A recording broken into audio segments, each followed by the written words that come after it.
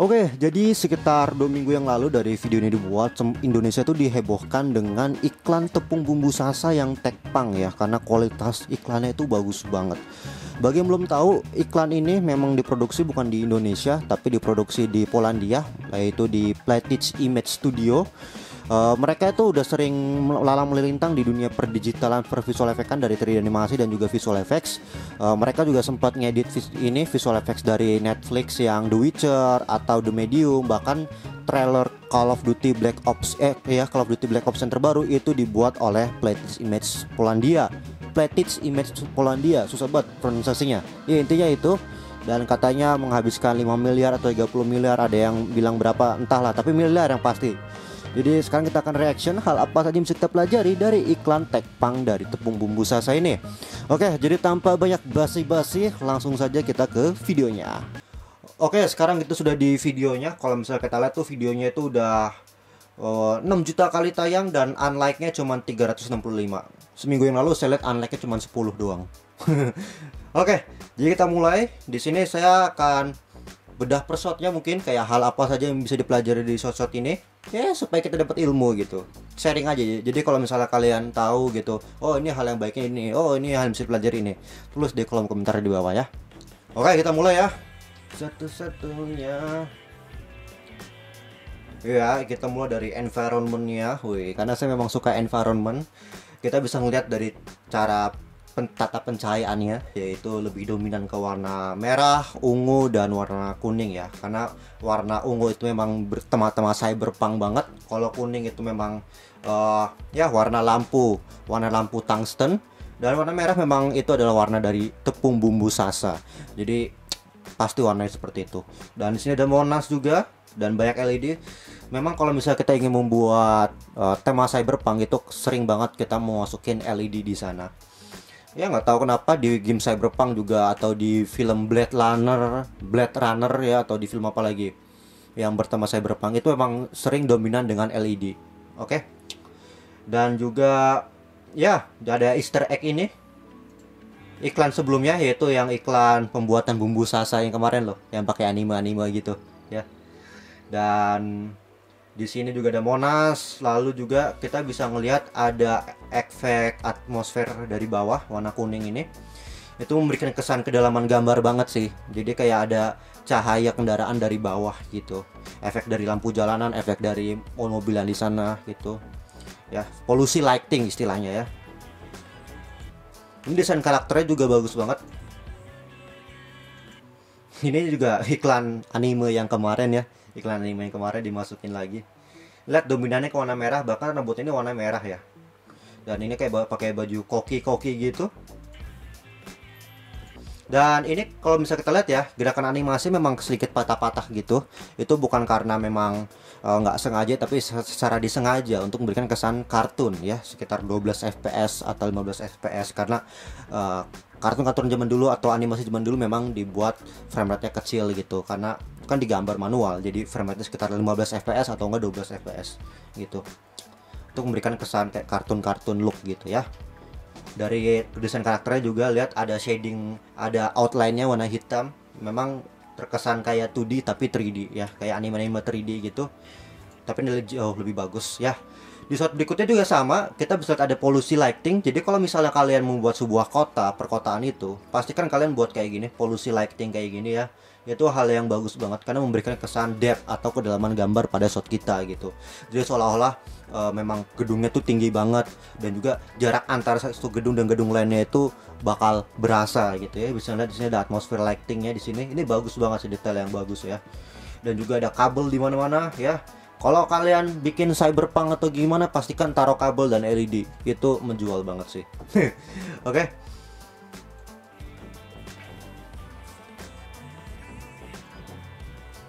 Ini juga ya, ceritanya lagi di bawah dari flyover.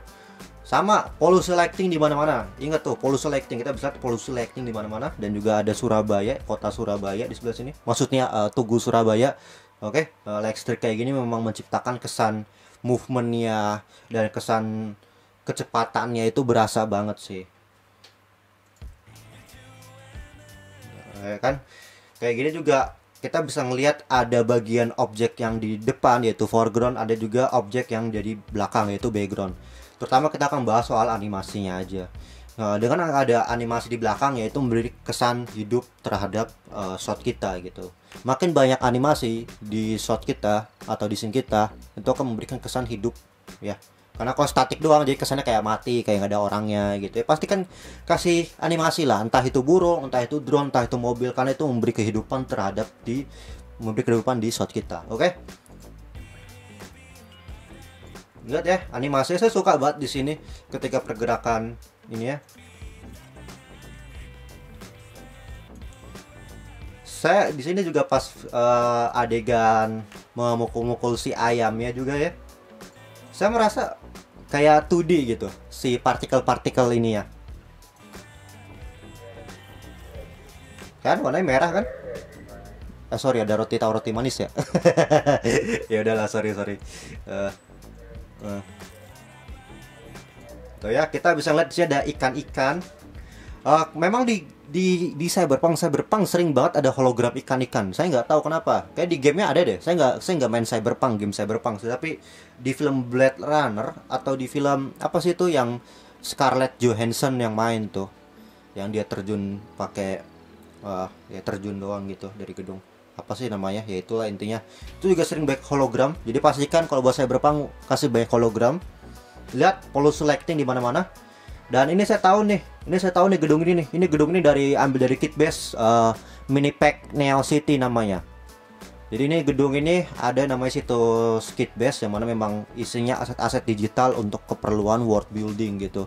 Kayak ada aset untuk medieval, aset untuk cyberpunk, steampunk, utopia, banyak banget ya. Ini dari cyberpunk nih, Neo City apa gitu, saya lupa. Ada nanti saya kasih gambarnya. Ini juga sama nih dari kit base ini. Dan ini Tugu Selamat Datang. Pohonnya juga pohon bohongan ya. Maksudnya dalam artian ini apa namanya, bukan pohon kelapa beneran gitu, tapi pohon kelapa yang kayak plastik gitu kayaknya. Ini iklan yang sama lagi, ini iklan anime nih. Lihat ya, lihat bisa lihat kan saya bilang apa kan, polusi lighting di mana-mana yang warna kuning-kuning gini. Dan itu juga nggak konsisten, jadi nggak pure kuning semua, tapi ada bagian yang kuningnya cuma sampai sini doang gitu ya. Jadi kalau misalnya kita tambahin kayak ketidaksempurnaan, imperfection gitu, bukan kehancuran, perbedaan gitu, variasi. Bagian sini ada lebih banyak atmosfer warna kuning, sebagian sini lebih banyak atmosfer warna kuning atau enggak gitu. Itu memberikan variasi dan lebih bagus jadinya. Oke, kita lanjut.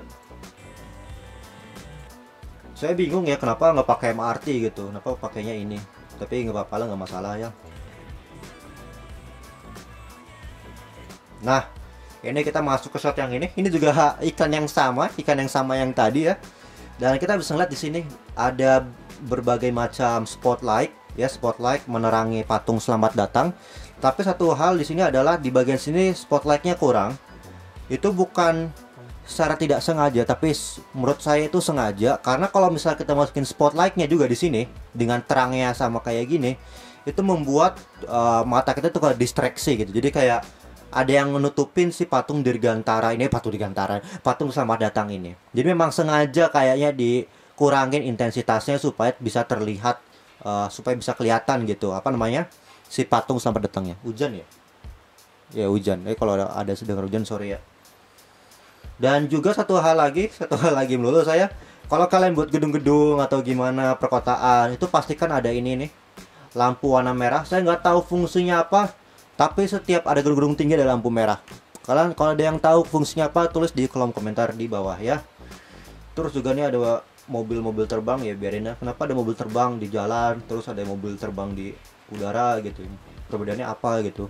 Mungkin yang di udara duitnya lebih banyak gitu ya. Ya saya nggak bahas ke situ lah. Tapi saya suka banget dari segi lighting. Ya jelas lah, Platige Image Studio. Saya benar nggak sih pengucapannya? Bentar. Ya benar, Platige Image Studio. Platige Image. Sorry ya, saya pronunciasinya kurang bagus. Jadi memang ini di Polandia dan sudah berkecimpung dari tahun 97 ya, tahun 1097. Jadi itu tahun 1997 Indonesia belum Belum ada tuh grup-grup animasi gitu, belum ada kayaknya deh. Jadi ya memang jelas lah track record juga udah bagus. Ya, bagus ya di sini ya. Kita bisa lihat pas di sini kameranya shake berdasarkan dengan gerakan tubuhnya. Itu memberikan kesan bahwa kita menggunakan kamera yang pakai POV gitu, yang GoPro taruh di sini. Itu bagus banget pemilihannya, saya suka banget.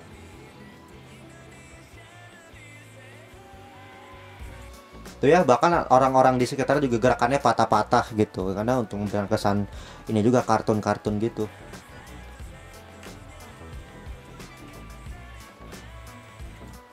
Ini ya. Jadi baik-baik ini ikon-ikon kota ya di berbagai macam daerah. Lihat ya, pasti ada pergerakan di belakangnya gitu. Di backgroundnya itu pasti ada. Karena kalau nggak ada jadi off gitu. Oke. Nah, ini dia shot akhirnya. Shot akhirnya benar-benar keren sih. Well done banget. Di komposisinya mantep banget. Dan juga kita bisa melihat ada burung-burung di sini ya, burung-burung berterbangan. Kayak let's take a look again. Ya, bisa dilihat burung-burung di sini ya. Nah, penempatan burung-burung kayak gini juga penting banget dalam pembuatan large scale environment atau memang environment berskala besar.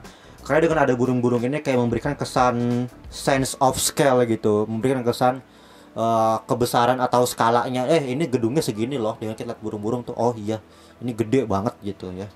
Dan juga memberikan kesan kehidupan juga, karena tadi ya makin banyak pergerakan makin terasa hidup gitu. Ya keren banget, well done banget ya. Well done ya, well done lah. 5 miliar atau 30 miliar atau berapa saya nggak tahu, saya bukan orang yang ngasih duitnya. Jadi itu yang bisa saya reaksi, dan hal-hal apa yang bisa kita pelajari dari iklan Tekpang dari Bumbusasa ini. Semoga bermanfaat. Tapi mungkin banyak pertanyaan dari kalian semua nih, kenapa sih di Polandia emang Indonesia nggak bisa apa buatnya? Bisa, Indonesia bisa buatnya, bisa banget. Kenapa enggak? Bisa banget.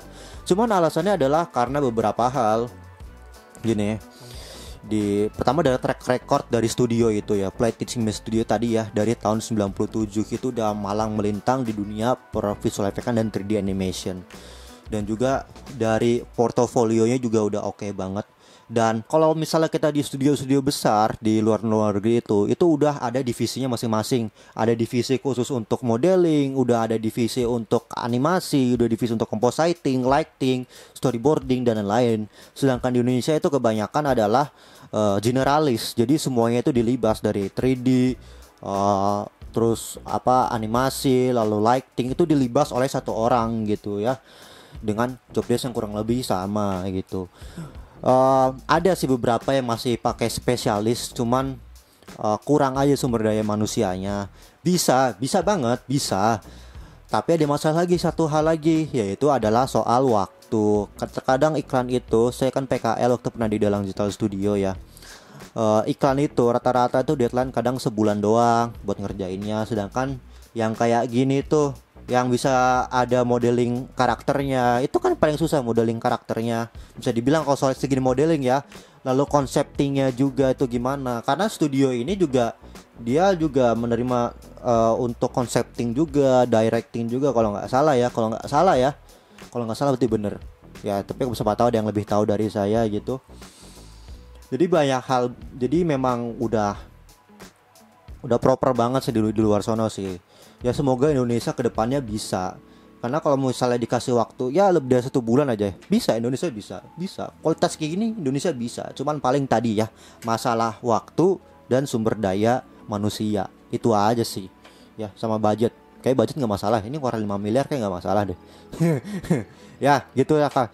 Dan apalagi ya, saya mau ngomong apa ya, jangankan soal 3D animation, bahkan kelas color grading pun kita di luar negeri loh kadang-kadang loh. Gitu ya. Di dalam grading.